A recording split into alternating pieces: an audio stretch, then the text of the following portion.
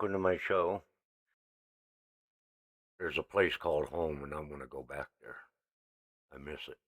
It just was a lot of time, and then this time, it's just something. This is really hard to put into words, because I got to choose carefully. I mean, I don't want this to be for nothing. I need it to be memorized. Life is just too precious, and when we breathe, each breath is valuable. I want this to be impactful. I want it to be remembered, you know. Uh, Souls pass many doors. And what I mean by that is, I remember a time where we came from, and if I'm speaking and I reach no souls, and those souls pass many doors, you'll understand what many doors mean by the end of this. You just gotta stick with me and hang in there. Don't scroll by me, because that's another soul that just passed another door. I remember a place before Earth. I don't know whether to call it heaven. I don't know what to call it. All I know is it exists. Because before that existence, I was in a sleep. I didn't know anything. And then there was light. And there I was. In this realm. In a place. Where there's a beautiful sky. Beautiful, beautiful blue sky. Most prettiest green grass you've ever seen. Not tall. Not short. Just perfect. Perfect grass. There's a perfect lawn. Just fields of grass. There was a tree in the middle. What's strange is I only saw the one tree. And the tree reminded me of a, maple tree. Could have been an olive tree. Anyways, it was a big canopied, fluffy tree. Short, brown trunk, canopy about 3/4 of the way up the trunk. And I remember peers being around, little souls, peers. I don't remember any adult figure, just peers, little peers. And we were all playing. And I was curious. And I stood there looking at this tree. And I just drank it all in. The others played like they didn't even question why this is why this is. I mean, I don't know. I question things all my life, but I mean, even this life is what I mean. And I think that comes from my past life where I came from. So I'm not going to say reincarnation, but I'm not going to rule that out either. I was always curious. So in that moment, I'm studying. I'm looking around. I'm studying the tree, and I'm studying the grass, and I'm drinking this all in. You know what I mean? I'm not running around playing and forgetting about time or what the hell. I was questioning why is it I was asleep and there was nothing, and now there's something. Then I went to go, you know, check out what the other peers were doing. And they were all giggling and laughing. They were all standing around this water. And there was a beautiful water, you know, stream going through this place. And I was on the south end of it. So I'd be on the south end of the lake. I'd be looking across, or a river. And I'll be looking across. And that's where I saw the meadows and the tree, which is just a meadow and one tree of all things. And then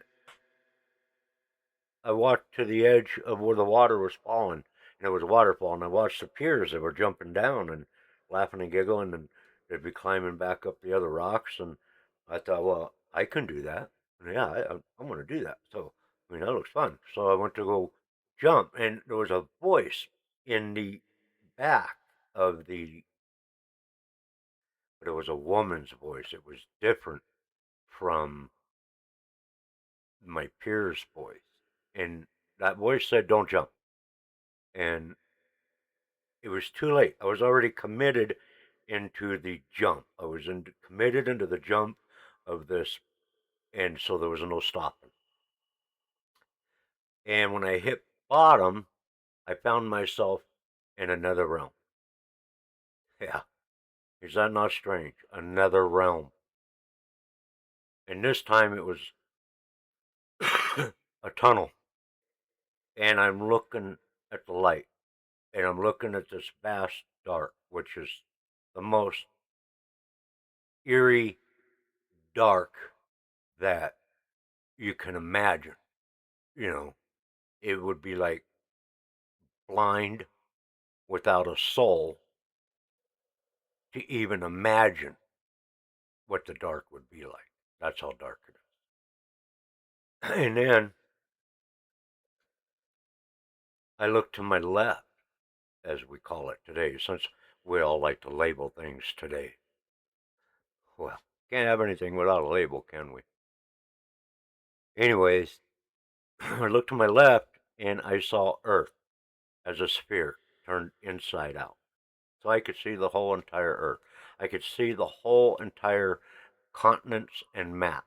There was no dark side. I could see everything because I'm in the middle of this darkness and I'm in this awe moment, in this bewilder moment.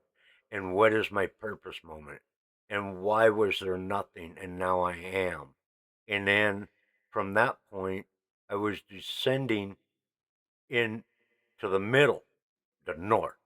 And then I stopped. And I didn't want to go.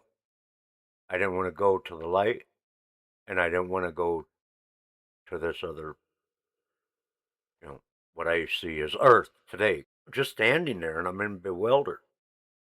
So here I am in one door, I don't exist, or I'm asleep. Then I'm in another door that opens, and here I am, and I'm, given light.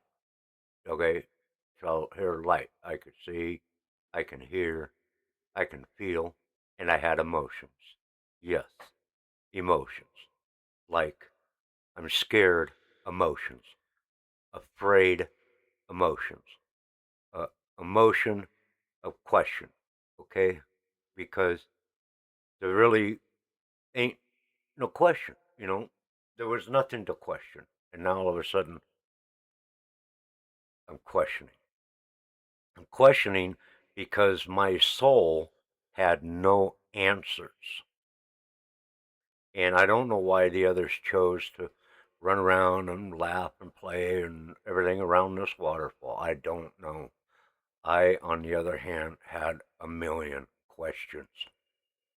Or, I'm in this dark tunnel. And then all of a sudden, a figure had appeared to me. And he was coming. He was going towards the light. And I stopped. I pulled on his pants leg. And he, he answered, he stopped. And we were talking. And I was like, who are you? And then for the first time, I got some knowledge, a knowledge to a question. I'm your brother, Freddie. That gave me a sense of importance, like, oh, I have an importance for existence. You're my brother. Sounds very important. And he goes, well, I love you. And I'm like, my next question was, where are you going? And so he's like, told me, I'm going there. And he pointed to the light.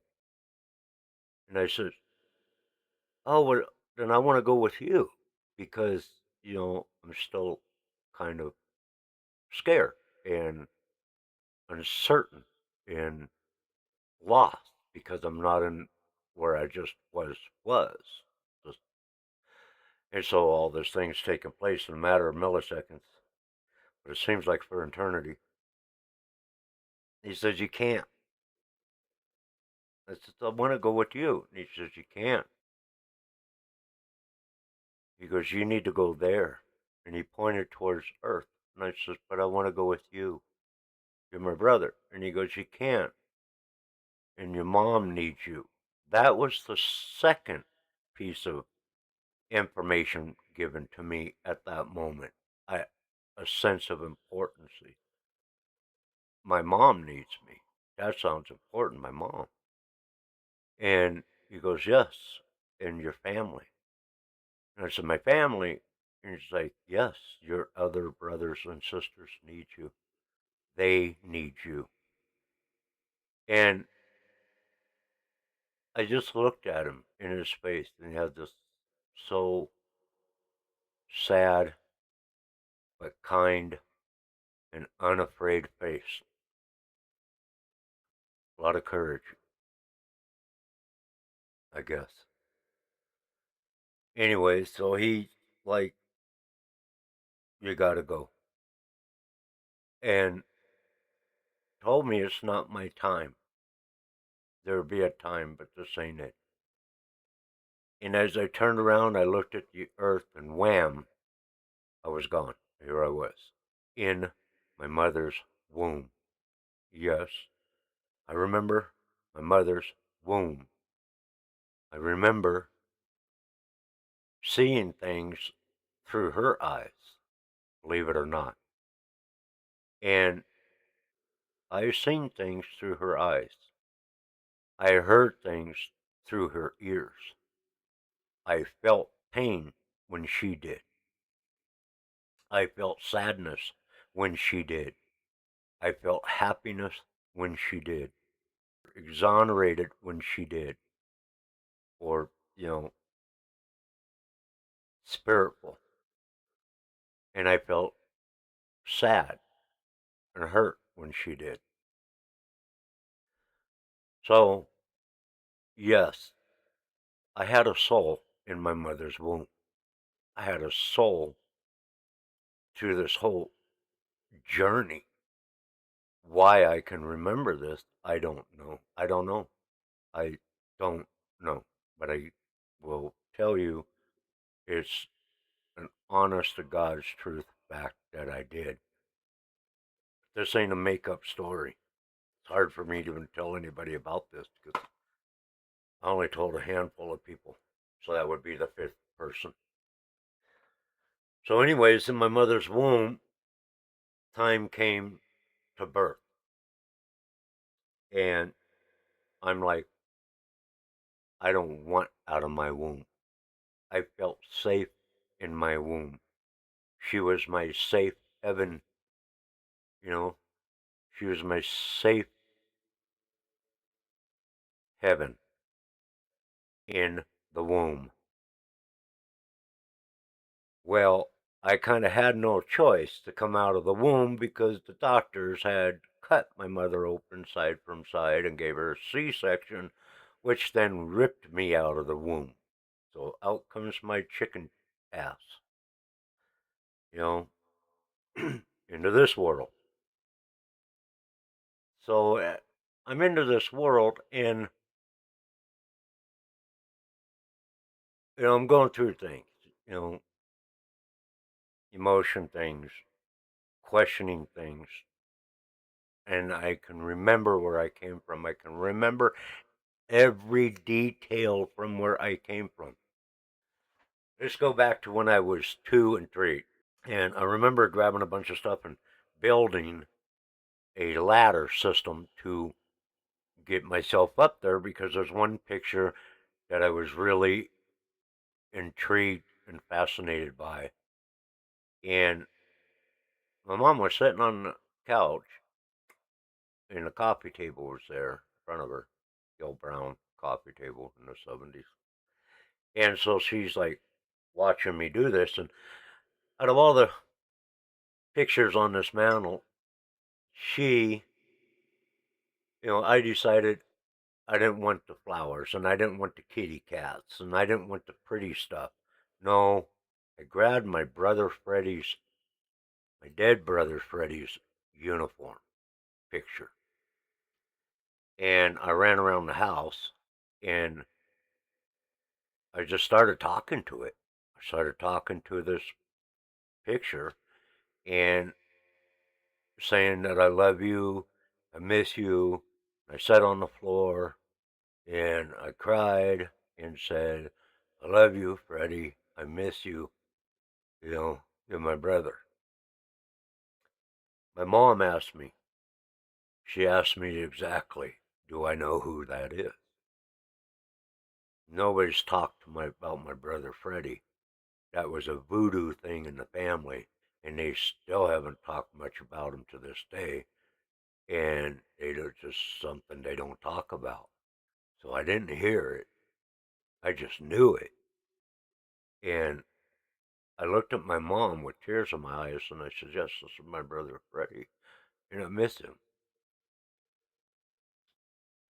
And, well, that was Voodoo, Voodoo 1. Deja Vu, Voodoo 1. Voodoo, family voodoo. So that blew my mom away. That went around the family like wildfire. And so there's other incidents in my life like that.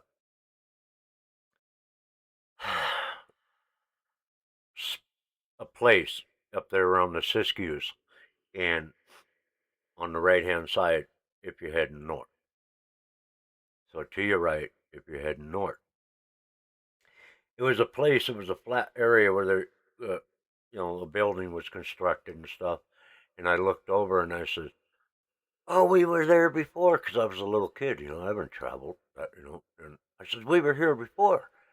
And he's like, no, you weren't. I said, yes, you were. Yes, we were. And my brother Dan's like, no, you weren't here. You couldn't possibly remember this. And I says, yes, I do. I remember when we were in a green station wagon. Dad was driving. It was like a green '60s beat up little station wagon. Mom was in the front seat, and I was in the front seat, and you were in the back, and Mike was in the back. Sherry and Vicky were in the back of that thing, and Dad pulled over because he was getting tired, and you guys were fighting, like the boys were fighting over the lumber. Who's going to sleep there first? Who's going to be where on the lumber? And you guys were arguing. So there was three of you there. It was Mike, Dan, Frank, Mike, and they were arguing who was going to be on there. And the girls, well, they just decided they were going to sleep, you know, in the building, because it was under construction, so it wasn't, you know, sealed off, and they didn't have to worry about people stealing lumber and shit back then, I guess. But anyways, uh, my brother Dan looked at my mom and he shook his head because I explained every detail where the lumber was, who was on top, who got whatever, who slept in the middle of the lumber pile, who got the ground, where the girls were, who was there, and who, to the detail. And that dad and mom slept in the car, and their Dan's like, well, you guys couldn't remember that. He's like, you wasn't even born yet. That was voodoo number 2. Boy, that freaked the whole family out. Boy, by then the family's getting freaked out a little bit. I don't blame them. I miss the place where I came from, and I don't know why. Because I really don't remember prior to that except that I was a sleeping soul in that door, that coffin door of nothingness, I guess. I don't know how else to put it except that it's, nothing at that point, you know. not past that door. But I do know that all energy is connected together, and energy is what drives this world. And we are in two genders for one reason. The males get excited and their little sacks get wound up, if you know what I mean, and they get charged, and those little polywogs that are charged become energized and alive from darkness to the life, and then they travel that dark chute, and that's their waterfall prior to traveling the dark tunnel, which I happened to stop or look around and that. But of all these things, and so my brother Freddie was going back towards a light back in there, so maybe that light is energy up there. I don't know, but his soul was going, and how that came out, came about to be is my mother was in labor with me, and my brother Freddie was in the Marine Corps, which they deny, but I have pictures, and my mom has documentation. So they didn't even honor his name on the wall in Portland. My brother Dan, before he passed away, was trying to get his name honored on the Portland Rose of the Rose Garden in wall, veterinarian wall in or the veterinarian, the veterans wall in the Rose Garden of Portland, Oregon, and they had no records of it. Convenient, the military had no record of it. He was only in the Vietnam War, but they don't have no record of it. Yet my mom has photos with him in full dress uniforms and in war combat uniforms, and and in ceremonial uniforms, which are all different, and paperwork and documentations. And you know, to my knowledge, I don't think they ever did put my brother Freddie name on the Rose Garden in Portland, where he was born. That's where he was born, in Oregon, Portland. And they have a wall there for all the Portland soldiers, that died in Vietnam from Portland, Oregon. And to my knowledge, he's not on there. But still, all that stuff going on in the family and this energy. Now, to where I was going with the energy is that I don't know, because my mom was in labor in Redding, California, Mercy Hospital with me, and my brother Dan, was there watching, you know, the kids, and so was Vicky, watching the younger sister. So Dan was, staying on Muscle Shoals, and so you had Vicky and Sherry and Dan, and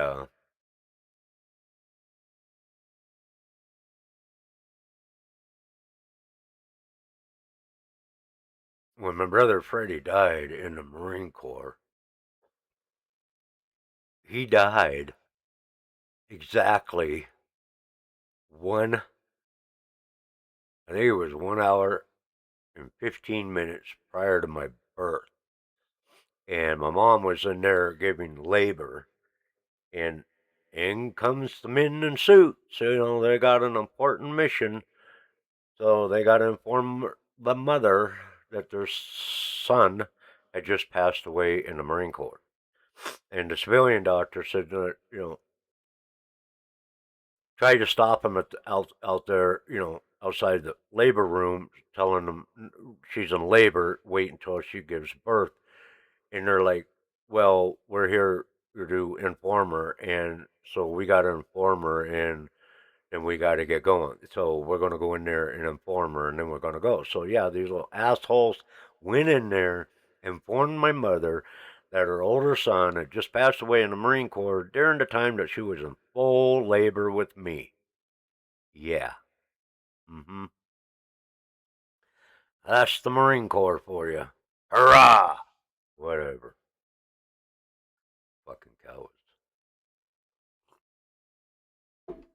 Anyways, that spiced things up. Probably why they had to cut my mom open. I was like, I ain't getting the fuck out of here. This world's too crazy. Staying in my mother's womb. Safe in here.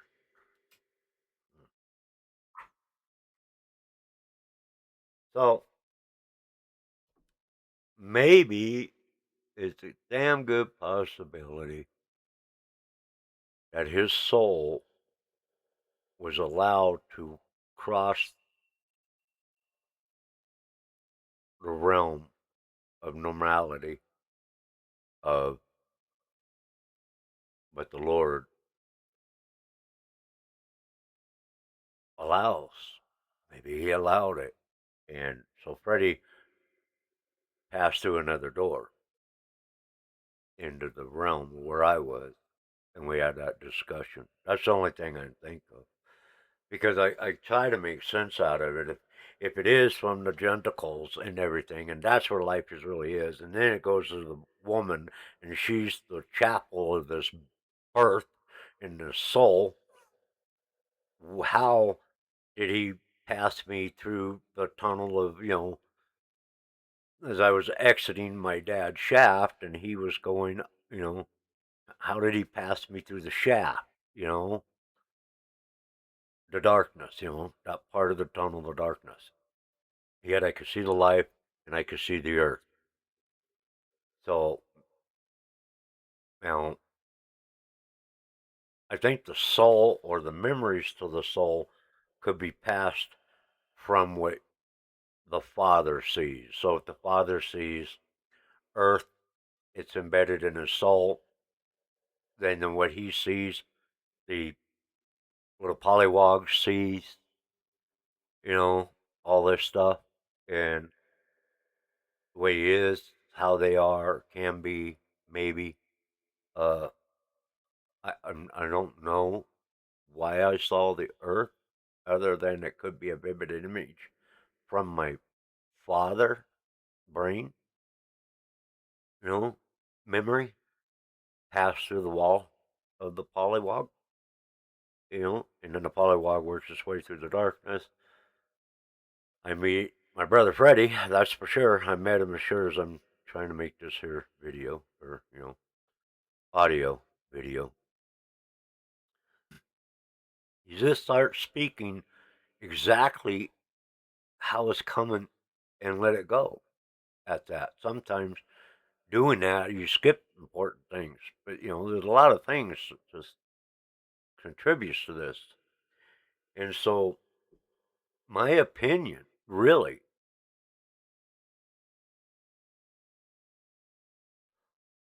polywogs have some sort of a memory.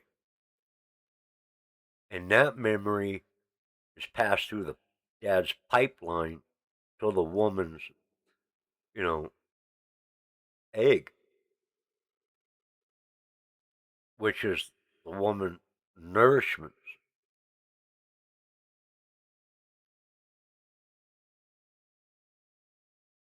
And for me to be able to see everything my mom's seen and hear everything my mom heard, and I've repeated things to my mother in places that we've been, like lakes and conversations she's had with dad and things that nobody could possibly know, because those are things that neither I wasn't around at the lake, and when Sherry and them all were, and my brother Dan pushed her out there. No, no, it was Freddie.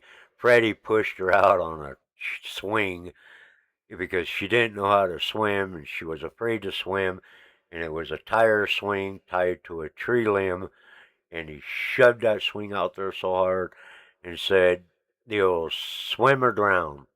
And she learned how to swim from that point on. And I described all that and who was there at the picnic and this.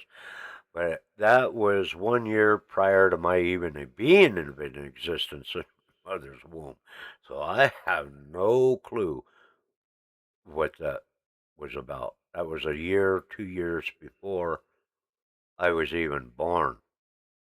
And I've never been to that place except to a family picnic at a long shoring picnic that my brother Dan and Frank went to. And I was like, hey, we were here before, and that's the tree that, Freddie shoved the damn tree. I didn't even understand what I just said. Freddie pushed Sherry on that off the swing on that tree and said, you're going to swim or drown. That was the tree. And I'm like, oh, wait a minute. I couldn't because Freddie died. But to me, he was alive. I can't explain it. He was alive. He wasn't dead. Not in my mind. Because, I brought him with me in heart, I guess. My brother Mike, told my wife, my second wife, about it. I didn't know, apparently I was there, but I don't remember being there.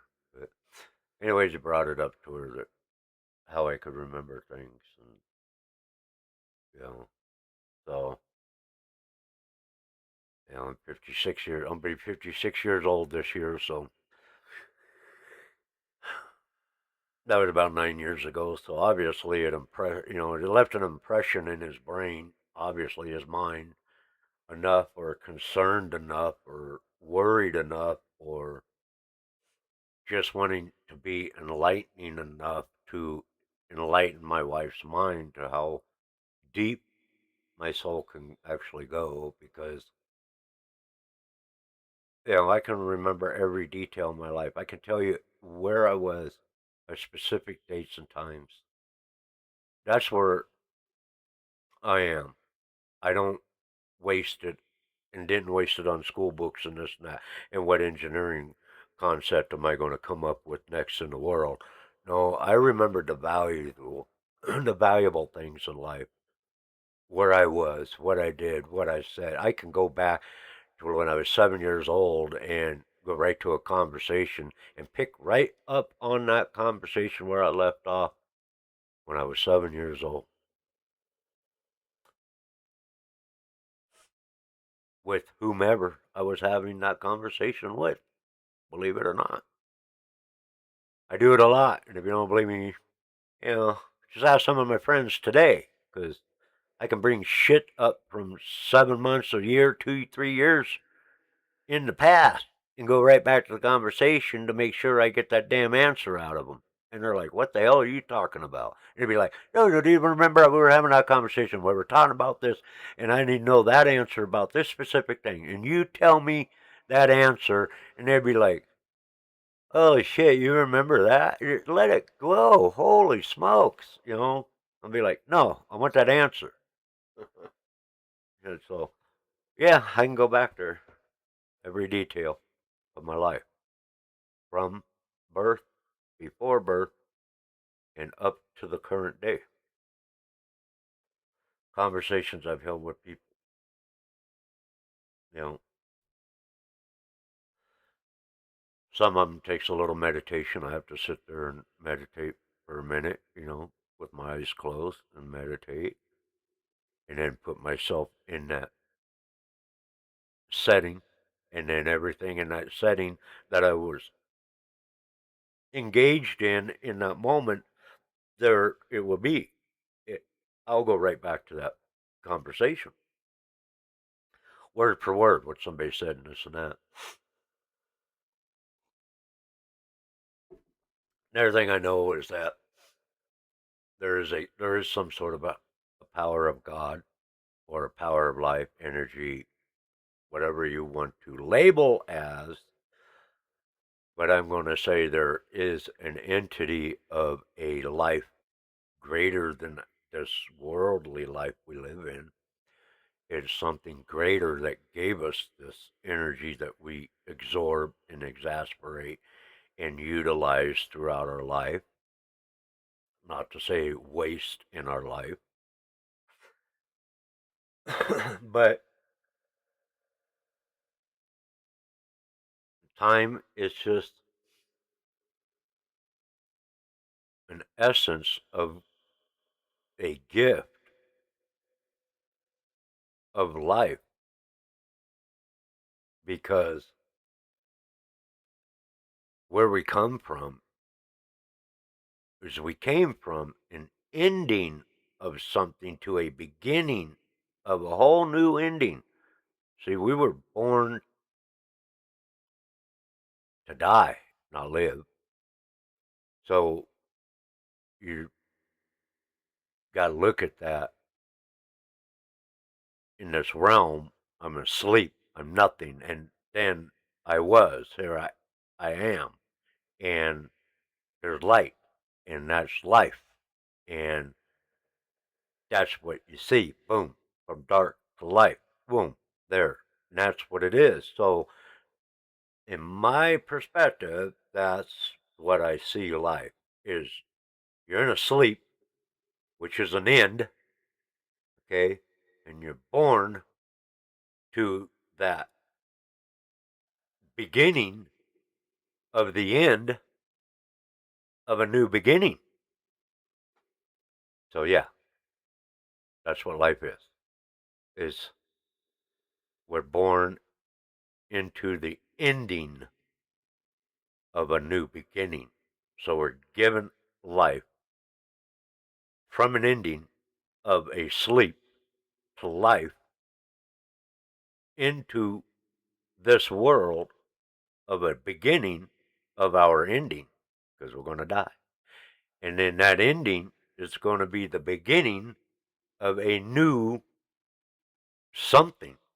It's got to be. I would hope to be. So, so there's definitely something greater up there in power, whether it's charged energies and we're just charged molecule energy roaming in the universe that's all connected of nothing but atoms and energies, you know, neutrons and plutrons that makes energy and all this stuff. And we're just parts of that. One side's negative and one side's positive and yada yada. And that's how life drives itself. I don't know beyond that realm of I was sleeping. That's what I'd like to call it, sleeping. Because I hate to say I was nothing, and all of a sudden I was something, and then here I am, and then I remember all that nothing, and then to something, and boy, I'd hate to go back to nothing, and that was really. I hope that's just not the end of it, and if there's really a hell and there's really a heaven, I don't want to go to hell. I mean, if hell is really bad and we label it bad, I don't know. I just got to believe the Bible. I mean, I got to read the Bible. It's in the Bible. So, we got by good and evil, and good and evil's got to be labeled. That evil's bad and good's good. And, well, if that's the case, then I'd rather be with the good. I don't want to be with the bad. But how do I judge? Because I'm not the judger. You know what I mean? I'm not him. But I remember parts of where I came from. That makes it him. And why I remember it is no I have no clue. I have no clue except that I'm now sharing this with the world because there's such a vast argument over does babies have a soul in the mother's womb? Of course, yes, I did. I remember. And if I remember, there's got to be others out there that remember. And if they don't, then I don't know why. But I know I do. And so that means I had a soul. And I'm glad that my mom didn't give me up an abortion or kill me in her womb because that might have hurt. Yeah. And then I would be asleep again. Wow. What a concept. Man, I'm glad because she didn't. And I do remember. And I remember things from her and her eyes, her ears, places we've been, things we did that I know had no possibility to even know because I wasn't even born, or in some cases, I wasn't even conceived.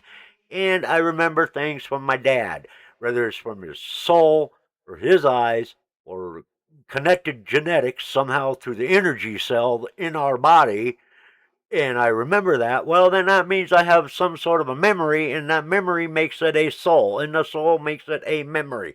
And I remember this place, and God knows I want to go home. I'm so freaking tired of this place. I want to go home. And you know, and another thing is, I am so sick and tired of ruling my life. That's what life is about. And when you guys figure it out, that it's time that you do not want to rule this place anymore. Your heart wants to go home. And that's the way it is. Until you get to that point, you'll never go home. You'll go back to and do it all over again because there's not going to be no home. Really. It just ain't. Because God can't have rulers in earth or heaven or whatever you want to call it because it already hurt him to kick his right hand man out of heaven, which then gave him a land to rule of his own, which they call evil. And therefore, he can't have rulers in heaven. So until we are bled out, you understand? Bled out, exaggerated, exhaustedly tired. You don't want to rule no more. You don't want to rule your life no more. You don't want to rule others no more. You just want to live and be. And that's it. Period. Then you can go home. Because if you go there with that possibility of a knowledge that you want to rule another place, in his kingdom, it would kill him to do it all over again and kick you out of heaven. And then you will, you know, can't have two rulers in the same land. Don't work. So, yes, embryos and babies and sperms have memory, and memory is a soul. And I know that you guys got to be able to see that, and I know you guys got to be able to hear that. Or you guys got to be able to feel that. Or is there some people out there, or somewhere, or maybe just maybe meditate in your own souls, and those doors that were passed by many of souls might open. Maybe. I would hope. I pray. Because it's tough. And I understand about mothers. I understand about getting raped and oh my God, I can't have a baby. I don't want this. This ain't my, this is not what I want. And maybe you just, maybe we have to raise that baby and then put it up for adoption rather than to rip it apart. How about that? Put it up for adoption instead of rip it apart. And the teenagers who have absolutely accidental pregnancy and things like that, maybe the government can do something about it. Maybe they can open up a door where they can help fund this teenager from the age of 13 to the age of 18 with financial funds to help this teenager take care of that baby and get a home and get a job and get things and get her life in order and make it easy for her instead of giving her the burden of dragging her down and worrying about it. And then she has no choice but to rip the baby apart because that's what it is. You're ripping them apart. And I'm glad my mom didn't do that to me because I would remember that. And that's a soul. And souls pass many doors. Anyways, thank you for listening. I will have more content on this and a little better. So please subscribe, like, and stay tuned for my next audio video to come out. And hopefully we can figure this out together. But please, again, hit the like and subscribe, because that's how this video is going to get around. Otherwise, it's just another wasted past door. Love you all. Stay true. Stay fast. Signing out.